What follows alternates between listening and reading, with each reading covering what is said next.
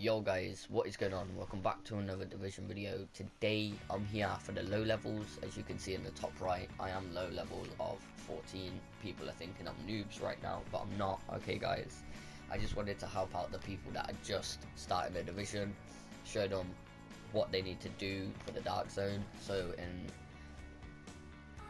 my world, I don't know how to say it, but basically you should hit, when you get to level 10, you should go into the Dark Zone and farm some gear. Like, if you want to go into the Dark Zone, you should go in at level 10 of the story. This is my build right now. I don't know what solo build this is. I've got loads of builds. If you guys want to see all my blue builds down below, I can explain them. I've like stacked them all properly. But I just want to show you guys like how to, you know, prepare for your build. So once you've got all your gear, right, you've got your guns, you've got your armor, you've got all this, you need to learn how to recalibrate at a low level.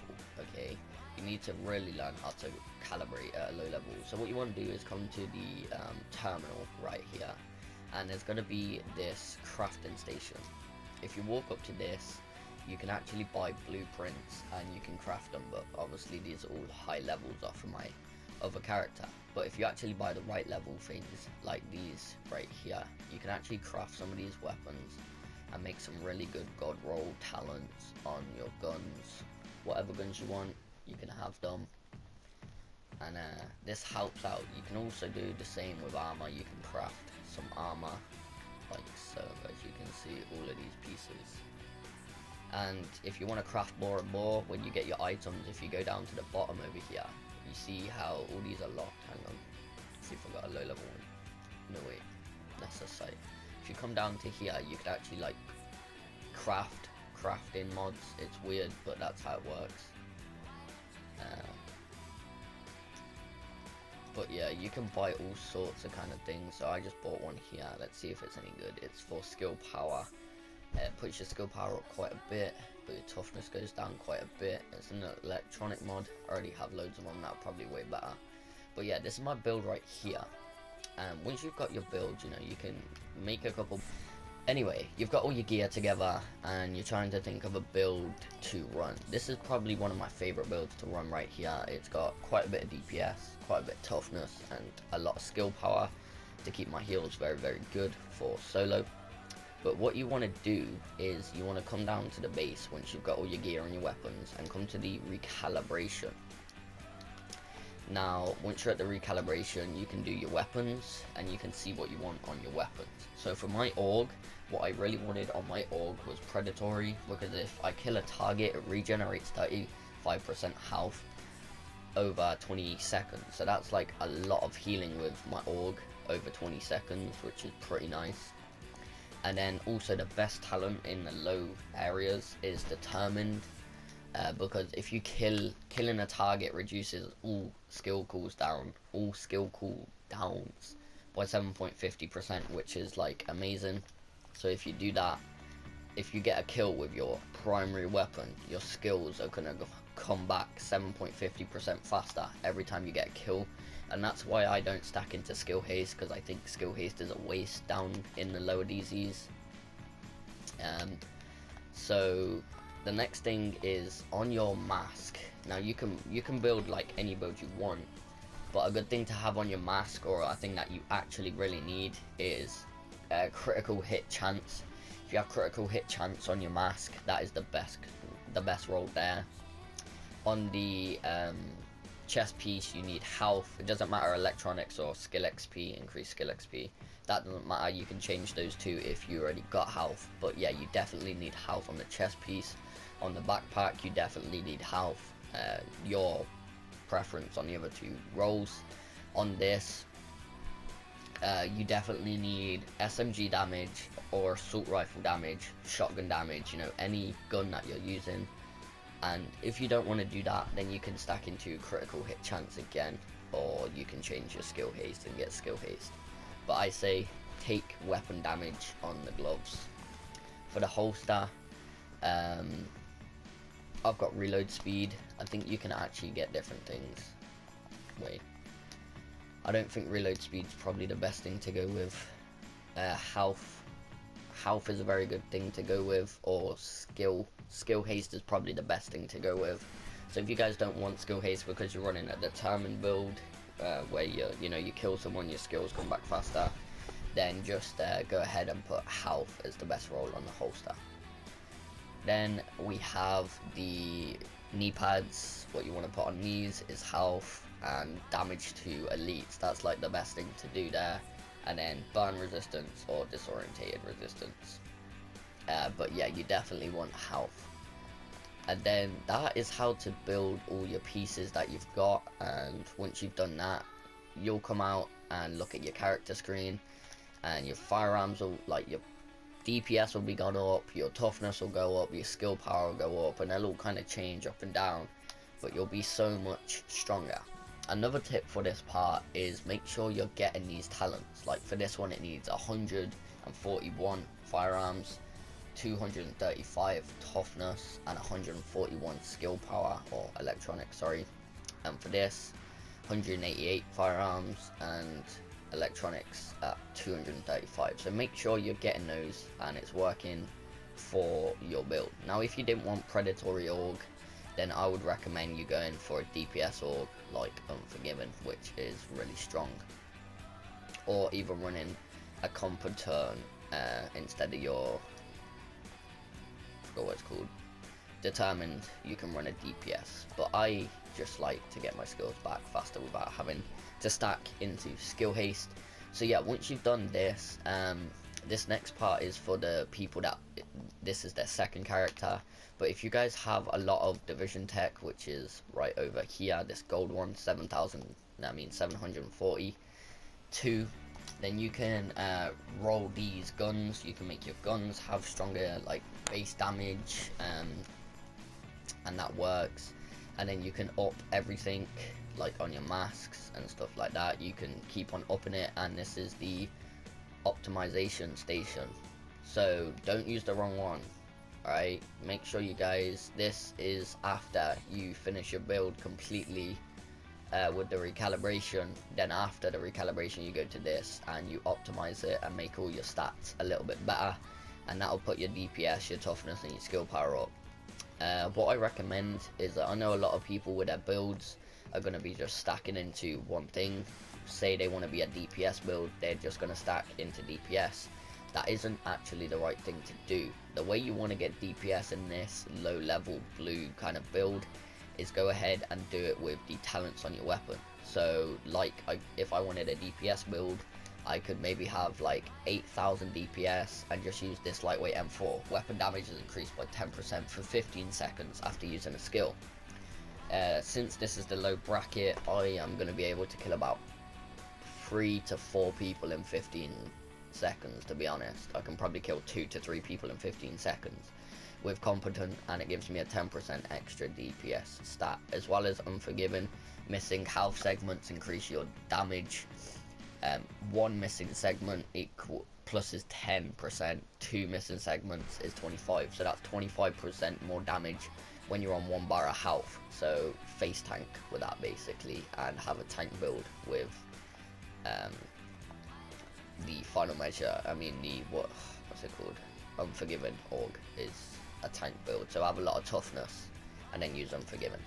And now a lot of people will be like, right, if I want to like a tank build, Ryan, does that mean like I gotta stack everything into stamina, everything into health? No, it just means you gotta have roughly around about 15k, and the way to get 15k is put these little mods on, the electronic mods or the stamina mods right here, which is now 16,000. It literally ups it by like 1,000 every time you put a mod on, so it's amazing. Anyway, now the last one before we get into the dark zone, do some fun things. This video is going to be long because it's a very good tip and tricks video. If you do want to build a skill power build, please, this is my skill power build, don't put anything over 12,000 into it. If you put anything over 12,000, it won't actually be healing you. I say if you want a skill power build and heal your friends, if you really want, you're really the heavy healer team, then go for about 12 to 15,000 and nothing above this, or else it's going to be very hard for you to get your competent or your DPS talents. As you can see, my DPS is quite good, but it's quite low at the same time, so I'm running competent just to help that out on both of my weapons. So yeah, if this guys helped you build your builds, smash that like button. But right now what we're going to do is put our solo build on, and we're going to jump into the DZ. I'm going to run around the DZ and give you guys some tips for the dark zone, inside the dark zone. That was how to build. That should have been a separate video, but I'm putting this all into one because this is tips and tricks for the DZ, and if you don't got a good build for the DZ, you're dead. So the first tip on my notes is a team. If you guys have a 4-man team, then that's better than running solo, obviously. But if you're all running this sort of solo build with a lot of skill power, then you're going to be getting like killed quite a lot. Now you're going to be like, oh, why am I getting killed? Because you could have 2 DPS players with this build with more DPS. You could have a healer, and then you could have a tank, and you could set them all up in different positions for your likings, to where like the tank can take most of the damage, and then the DPSers can run in behind and do most of the damage, but the tank is not going to die because he has so much toughness, and the healer is healing him all the time and giving him heals, so the tank doesn't want that much skill power. All things like this, knowing how to run your team, I'll be doing videos in the future on, because I really enjoy the DZ on low level characters. There's not many people playing the lower DZs because you all don't come into the dark zone when you should do. Like, if you're a new player, you should come into the DZ for these low levels and have some fun. Don't just make it so you're farming the missions all the time. Have some fun in the DZ, boys. It's a lot of fun in here. Anyway, next tip. Extract in good spots. So what I mean by this tip is, don't go all the way up to DZ09 and try and extract, because the enemies are going to be way too hard up there. Do you know what I mean? You want to extract in the low DZs where you guys feel comfortable. If you find like your favorite extraction because it's got like a good hiding spot that you like, and like no one can see you, or like you just feel like you can set your team up the best in that extraction, go to that extraction 100% of the time to extract your loot, because it will mean that you can keep that loot instead of losing it by the other rogue players. How to kill a rogue. This is kind of a tricky one because there is no like certain way that you're gonna guarantee yourself a kill, right? There's no certain way that you're guaranteed the rogue kill if they are rogue, or if you're rogue, it doesn't matter. But what I would say is keep on the move. Now this is in 2 ways that I'm saying this. If you want to kill rogues solo on your own, keep moving, don't let them get the best of you. If you guys want to see how to you know, dodge bullets and stuff like that and strafe, I'm going to be making a video on that too. But what you want to do is actually be on the move, and if you go into talents, you want to get on the move unlock. Killing a hostile while moving reduces incoming damage by 10% for 15% for 10 seconds. So if you kill somebody, your toughness actually goes up by 2,000 all the way up to like 3,000, 4,000, depending on how you have your build set up. You'll see that'll go up more or like up less, but it's still gonna go up.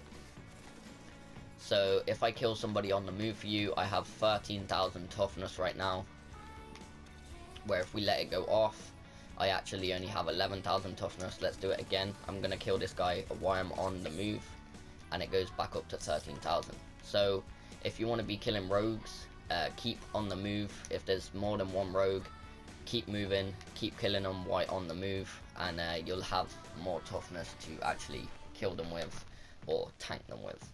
The next tip, have level 4 filter. So if you guys didn't know, you can go to the base of operations and do all this stuff. Just go on YouTube and type in like how to make a god roll level 14 PvP character, whatnot, and they'll show you how to do all the base of operation things. But if you go to the base of operation, medical, as you can see bottom right, just above my health bar, is a filter for level. That means I can come under the underground, and not many low level players can do this. If you're in a team, use combat medic. So that is right here. Using a medkit near allies to heal group members in 20 meters by 40%. So if I'm in a team and I have that talent on, and I pop a medkit, it heals my group, all my group members and me, for 40% of their health. So if you have 3 bars of health stacking like 10,000, that is literally going to be a lot of health coming back to you. It is very, very good to have that in teams, so you can heal your teammates. If you have a team, use different skills. Not everybody in the team needs to be running a heal and a box. If they have a lot of skill power and they're the healer, then let them run a box and a turret. If they're or a pulse or something like that, the healers are like my favorite players to actually play with. If they're DPS, let them run a pulse and a normal heal with whatever in the turret. You know, you can use all these things. Sticky bomb, you can use pulse, you can use turret, shock turrets, damage turret, fire turret. You can use all of these skills right here as soon as you unlock them. Seeker mines, shields, smart cover, and make sure you have good supers on. For a team in a 4-man use, I would say run 2 greens, a blue, and run 2 recovery links, 1 tack link, and 1 survivor link. This just means you've got DPS to ready and go. You've got 2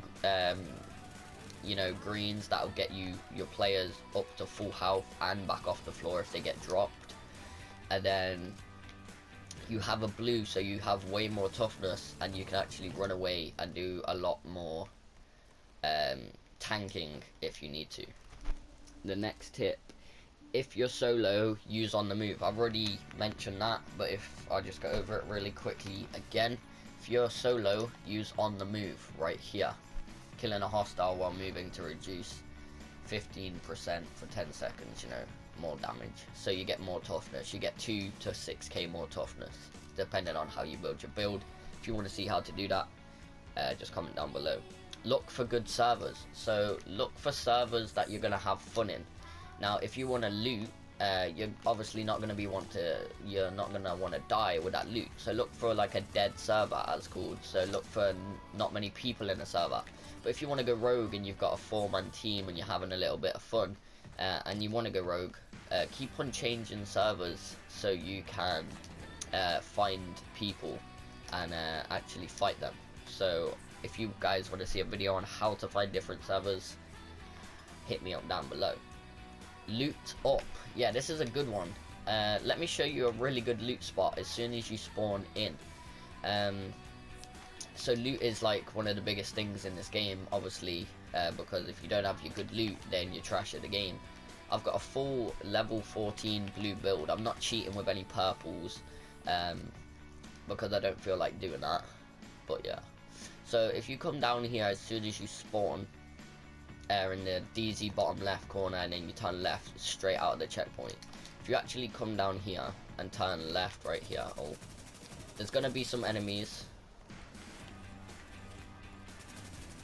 So if you just want to kill these enemies, sorry if this video is like an hour long, but if you guys really want to get good at the division, like there's so many little tips that can help you out. You want to run to this first box over here and open up this box.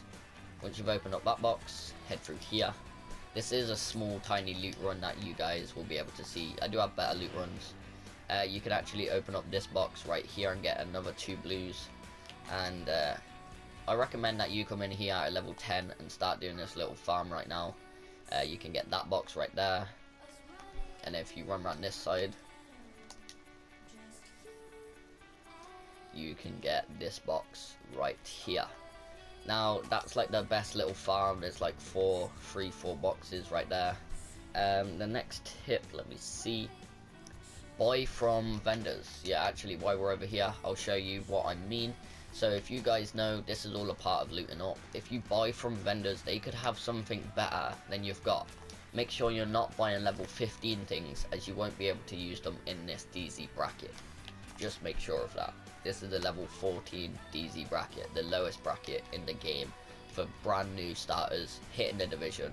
So if you guys are watching this video and you're over level 14, I'm sorry, these builds are trash.